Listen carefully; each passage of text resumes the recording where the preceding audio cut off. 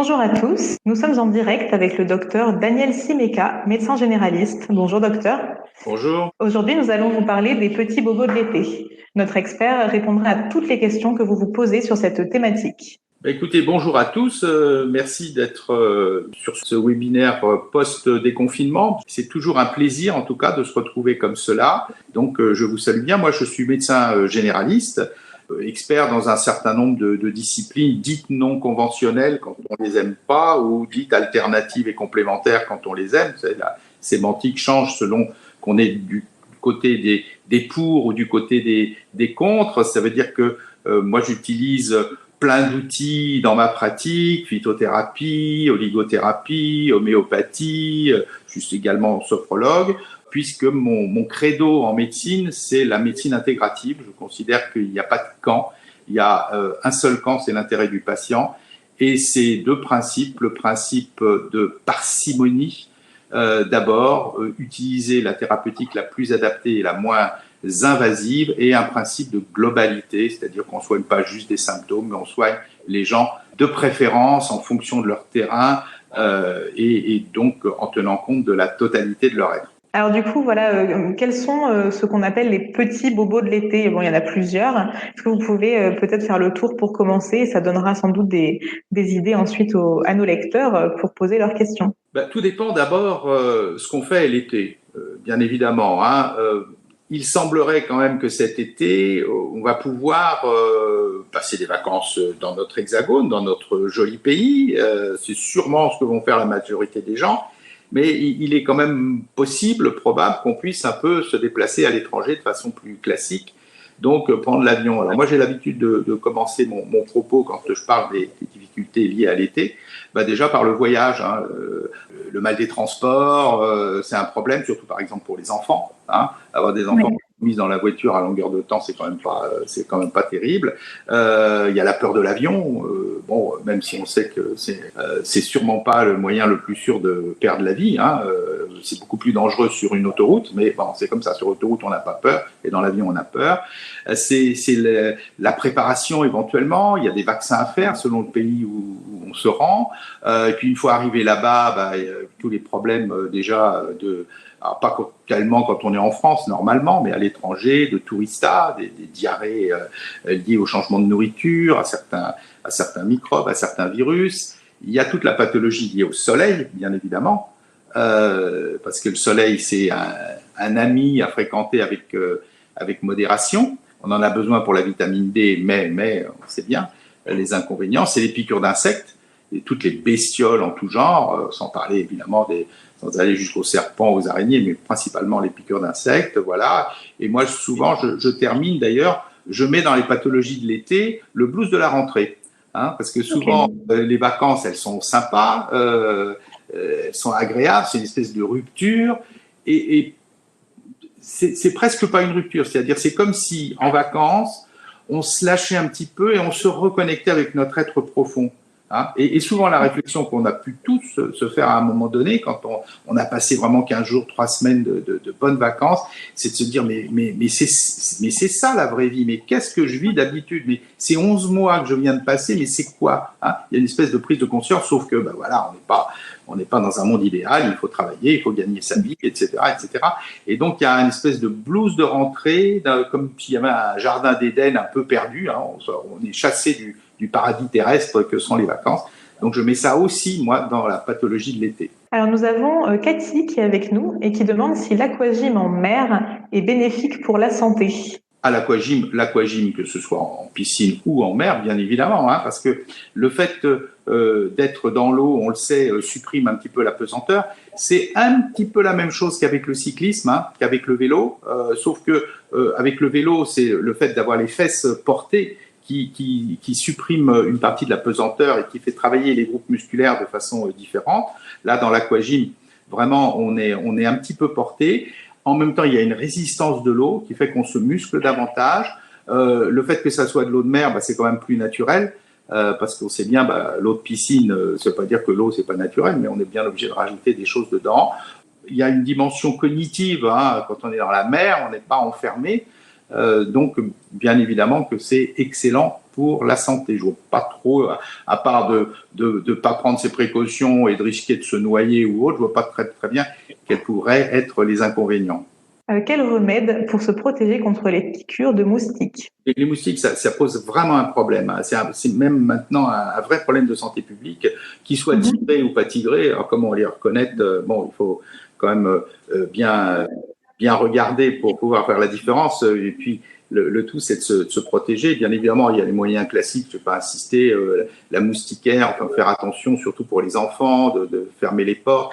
Il y a une technique qui semble être toute bête, mais qui semble bien marcher quand on veut protéger surtout les enfants, c'est tout simplement le ventilateur.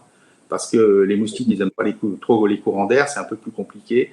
Et donc, le ventilateur près du lit, c'est souvent un bon moyen. Alors, pour les adultes, il y a classiquement, on a décrit pendant longtemps l'utilisation de la vitamine B1 qu'on trouve dans des tas de compléments alimentaires avec de la vitamine B.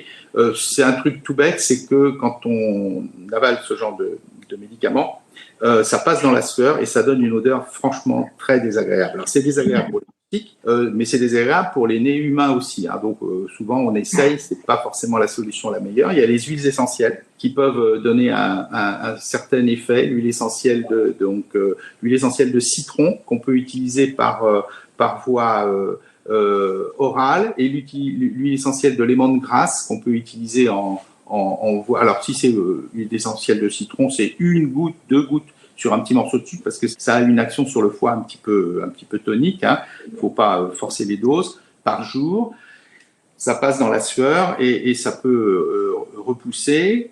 Et puis le lemongrass, l'huile essentielle de lemongrass qu'on peut utiliser diluée dans un petit peu d'huile d'avocat en application comme ça, parce que on met 5-6 gouttes d'huile de lemongrass dans 1 ou 2 cuillères à soupe d'huile végétale. Alors l'huile d'avocat, elle a ma préférence, mais l'huile d'olive, n'importe quelle huile végétale fait très bien l'affaire.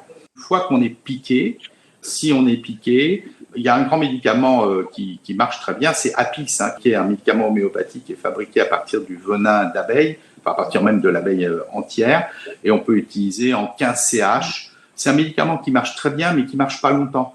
Donc, il faut le prendre pratiquement toutes les 10 minutes, tous les quarts d'heure au début, puis après on espace et on arrête. Il y a un dernier médicament qui est l'Edum palustré, L-E-D-U-M, palustré, comme ça se prononce, qu'on peut prendre en 15 CH. Il semblerait qu'on est moins piqué quand on le prend, 1 dose tous les 2-3 jours pendant la période où on est exposé. Quel est votre avis sur les bracelets anti-moustiques? J'ai pas le sentiment que ça soit d'une efficacité foudroyante, y compris les bracelets qui sont imprégnés avec des huiles essentielles. Je pense que ça n'a pas une grande efficacité et il est préférable quand même d'utiliser cette méthode avec les huiles essentielles, de tartiner un petit peu plus largement le corps. Dans les bobos de l'été, vous parliez tout à l'heure de tout ce qui est lié au soleil. Qu'est-ce que vous préconisez en cas de coup de soleil? Alors d'abord, moi, pour les gens qui sont très sensibles, je préconise un traitement préventif. Alors, on sait bien que, je parle pour les gens qui savent qu'ils font des réactions énormes. Il y a 3 lettres à retenir, c'est A, C et E.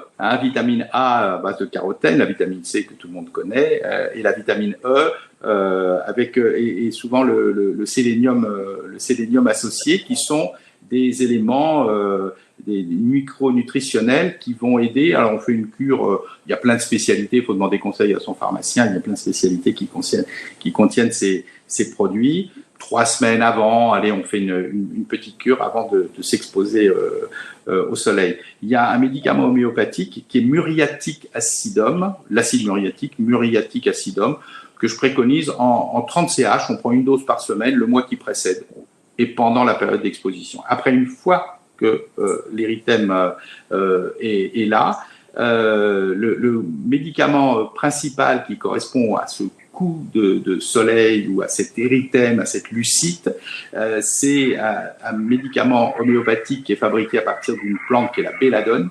Donc c'est belladonna, qu'on connaît souvent pour la fièvre chez des enfants, l'hiver, les rhinos et tout. Mais là, on va le prendre en 9 CH, par exemple, et on prendra 3 fois par jour pendant cette période de rougeur et de brûlure intense.